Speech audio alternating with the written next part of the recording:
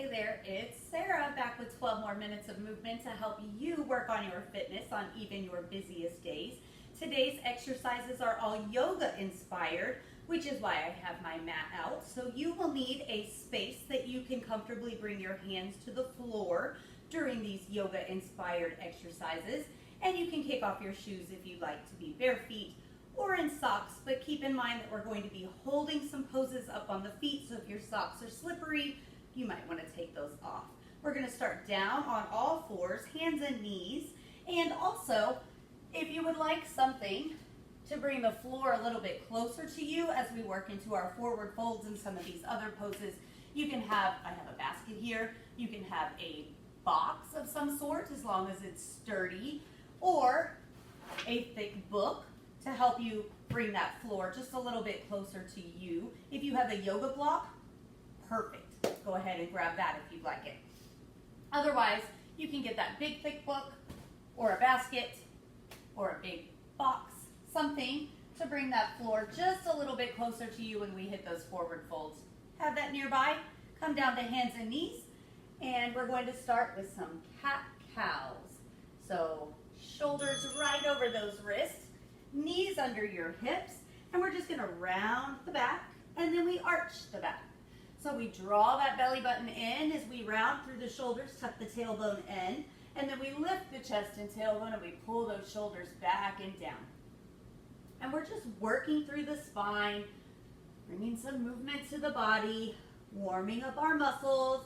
You can have your toes tucked or tops of the feet on your mat. You choose which feels better. Try to exaggerate those movements as you work.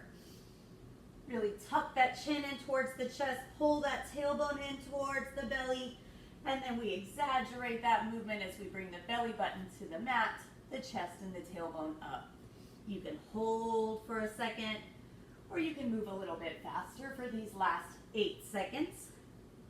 When you hear the bell, we're going to tuck our toes, press into our palms, and lift our hips up and back into a downward facing dog here. So we're making a giant V with our body. Lift that tailbone up towards the ceiling. Push your palms, your thumbs, and your forefingers into the floor.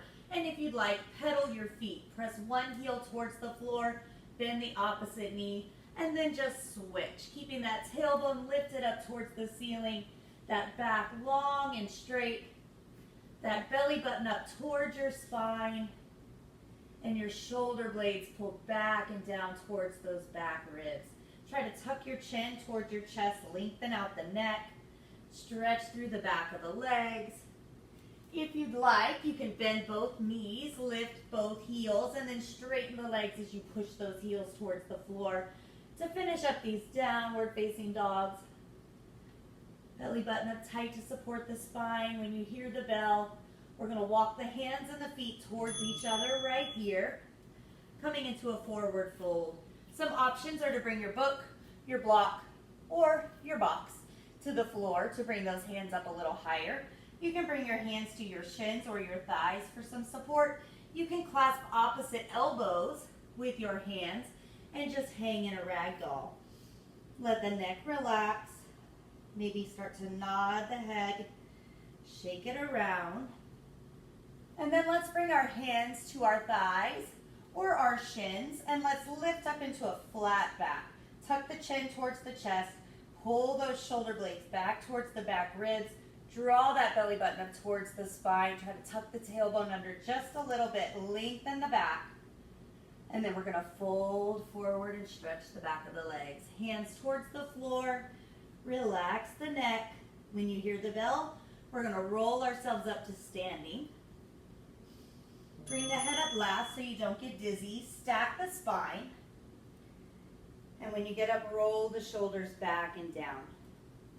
We're going to have our feet right under our hips, and we're going to sit into the heels. Sit those hips back and down. Make sure that the knees don't go past those toes. You should be able to see your toes, and then you should be able to wiggle your toes. Draw your belly button up and in and tuck your tailbone under just a little bit. Sink into this chair pose. Really work these legs. You can have your hands on your hips, your hands up at your chest, palms together, or you can lift those arms overhead, keep keep those shoulders back and down. Try to tuck that tailbone under. Keep that core on, belly button up and in. Back long and straight. Sit low in those legs. Wiggle the toes. You've only got 10 more seconds. You can do this. Stay in it. 5 more seconds.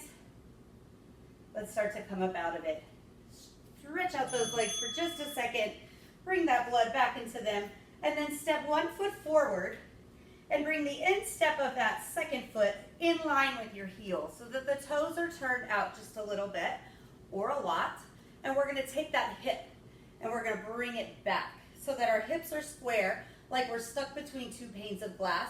And we're going to bend into that front leg, bringing that knee back towards the pinky toe. Turn the torso and then start to lift the arms. Bring those shoulders back and down. You are now in a warrior 2. So we're in a long line, like we're stuck between 2 panes of glass. Really square the shoulders with the hips. Press that knee towards that front pinky toe, and then push into that back heel and pinky toe. So we've got energy pressing through both feet. Shoulders are back and down. Belly button is up and in. If you want to grab that book or that block or your box, bring it to the floor on the inside of that front foot.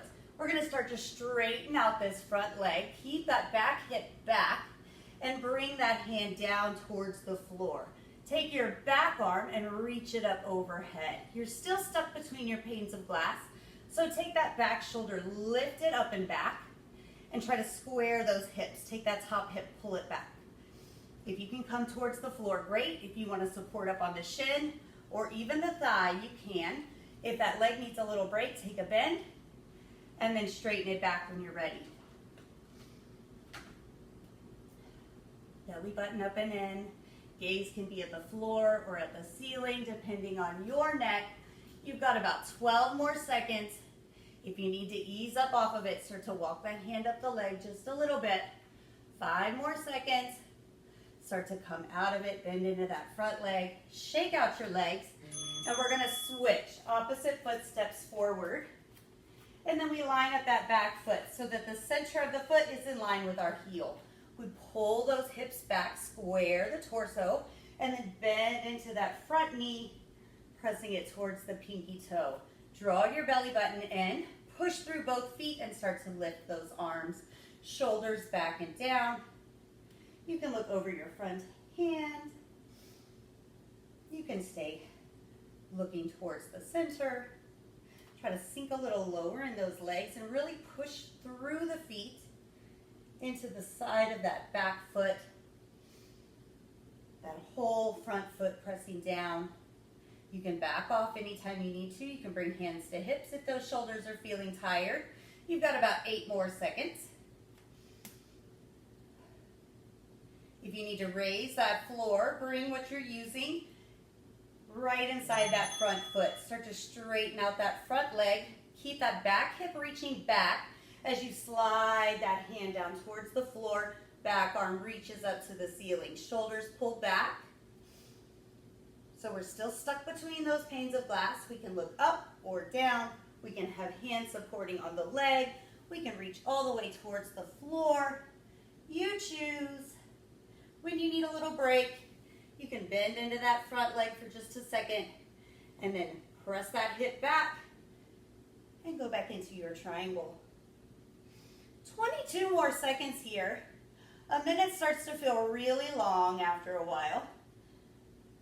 But try to hold it. Try to stay in it for these last 12 seconds. Really pull that top shoulder back.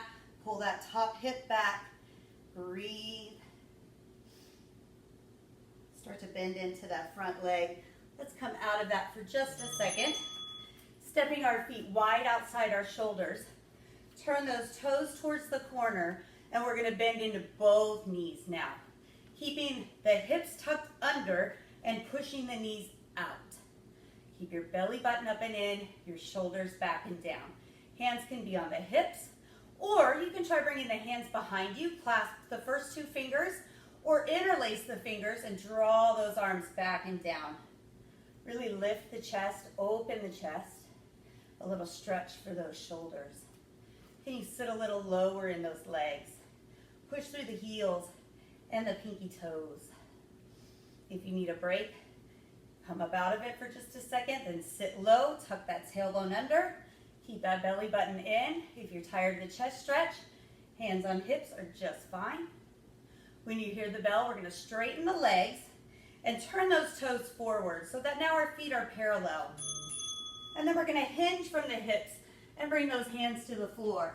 You can have your support in front of you to bring that floor a little closer to you. You can support your hands on your legs, or you can bring them to the floor.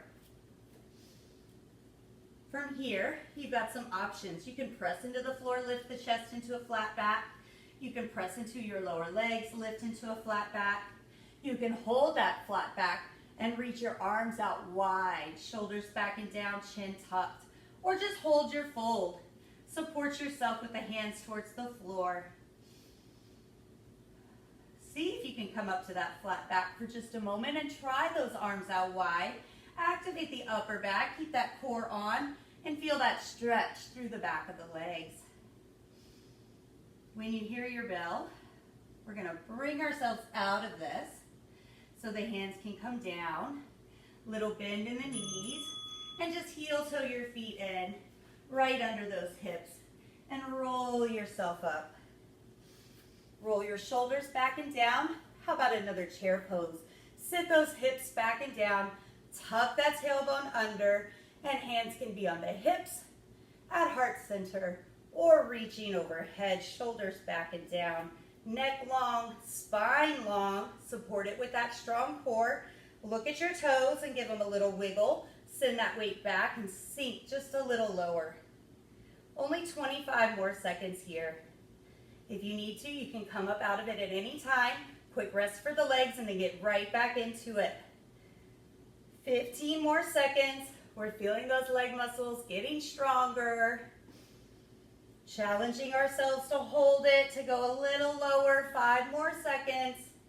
And then we're gonna fold forward and release those legs. You can take your hands towards the floor. You can support them at the legs. You can lift back up to that flat back, tuck the chin, lengthen the spine. Draw that belly button up and in. If you'd like, one more option is to bring the hands to the floor, walk them forward, come to that big V, your downward facing dog, maybe pedal your feet. Lift the tailbone, lengthen the spine, push through the palms, tuck the chin. Maybe lift both heels, bend both knees, and then straighten those legs, lift that tailbone, push the heels down. Breathe. You can come back into your forward fold at any time. You've only got 12 more seconds. If you want to just rest your chest on your thighs, come to that rag doll. You can clasp opposite elbows. Let the head hang. Or stay in your downward dog. Activity completed. And come back out of it when you're ready. Slowly, gently bring your head up so you don't get dizzy. And there you go. You gave yourself 12 minutes today to get a little fitter, to work on your fitness. So give yourself a round of applause, a pat on the back, and why don't you come back another day and join me for another workout? Or if you've got 12 more minutes, put one on now. See you next time.